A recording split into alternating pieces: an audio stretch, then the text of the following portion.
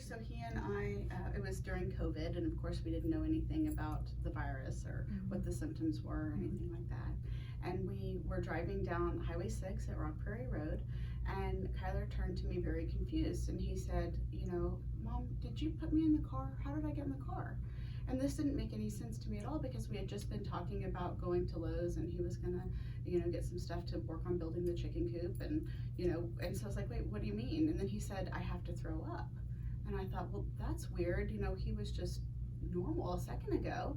And so I pulled over, and he threw up, and he just started getting really confused, couldn't remember anything for more than a couple of seconds. And because of our location, we went to the pediatrician's office, because I said, hey, look, there's something really wrong. And they got him in right away, which I was very appreciative of. But they diagnosed Kyler as having a severe migraine headache. And I get migraines occasionally, and he was so confused. It didn't seem like a severe migraine to me. And so I asked the doctor to please come back in and take another look, because I said, he doesn't even remember that you came in and talked to him, you know, 2 minutes ago.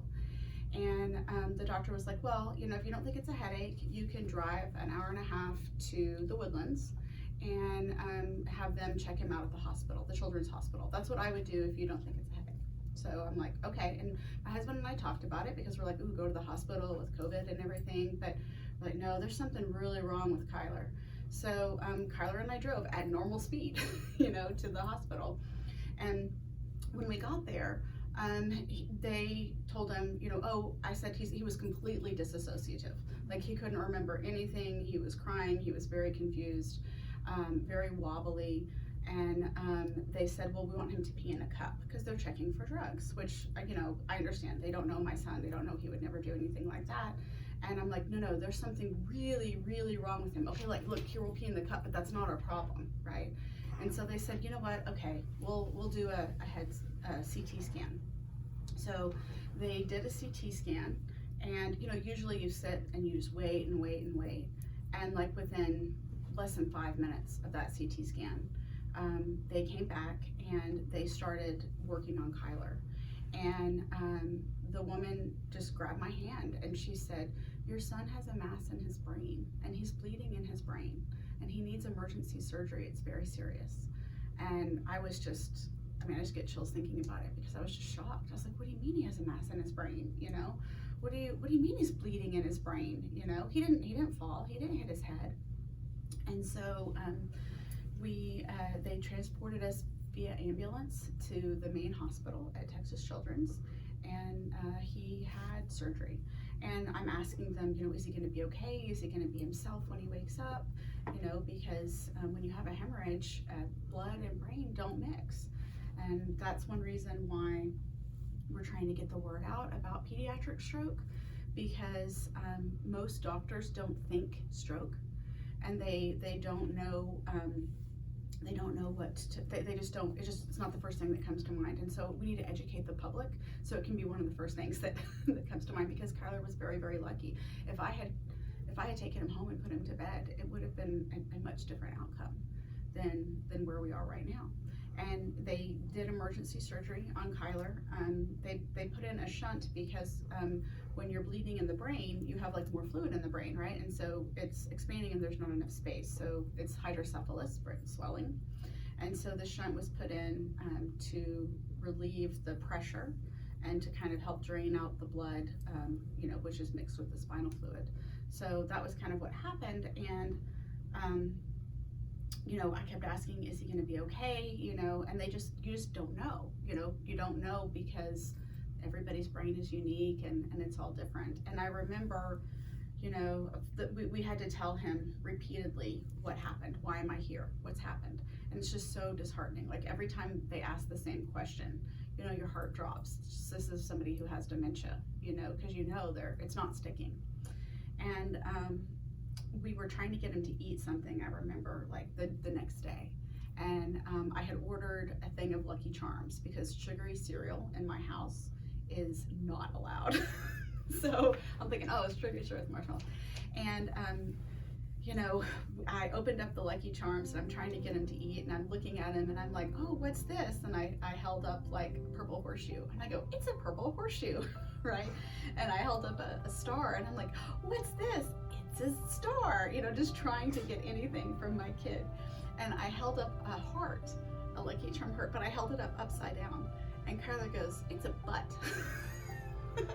And that was like my first sense of relief that my, you know, happy-go-lucky teenager was back.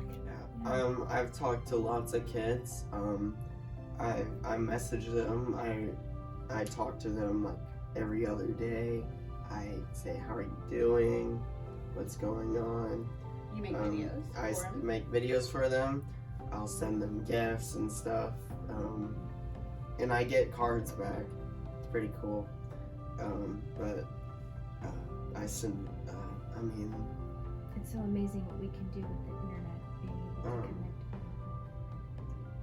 Yeah, like what's your goal? If you want to reassure. Yeah, I want to reassure that that they're okay and that I can be right beside them if they need me. And like, and I talk to adults too, because they're also scared. We have a page, and I talk to another page that's in California, and they have a group meeting of like adults and kids, and we all talk to each other about what's going on in their life. So it's pretty cool.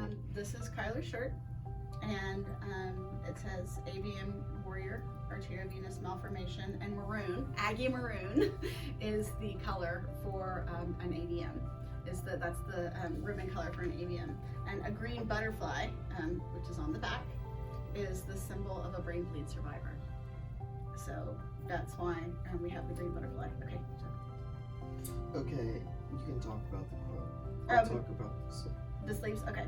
So we were looking online. I was like, oh, I totally relate to this, which was, on rough days, I remind myself, my record for getting through bad days so far is 100%.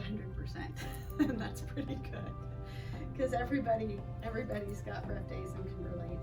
And Kyler has a Facebook group page that we would love for anybody to join called A Cure for Kyler. And we also have a page called AVM Alliance, A Cure for Kyler and Friends, that has lots and lots of stories and information about pediatric stroke and other children who are going through this, and parents and thoughts and everything. So it's just a community information page. And then Kyler collects pigs. Like, pigs are his favorite thing. And so one of my friends who used one of my friends, she passed away. She drew me this pig. Her name was Eden, and she wrote brave in the heart on the pig. And the thing with AVMs is that they can bleed multiple times. And on Father's Day, Eden had a second bleed, and she did not survive her bleed. And they had undergone radiation together. They had undergone their first, so it was kind of Kyler's closest AVM friend. And so it was really hard on him. This is the constellation Orion. And one of my friends, Orion, had passed away. He was 17, same age as Kyler. So on Kyler's sleeve, we have an ode to Eden and Orion.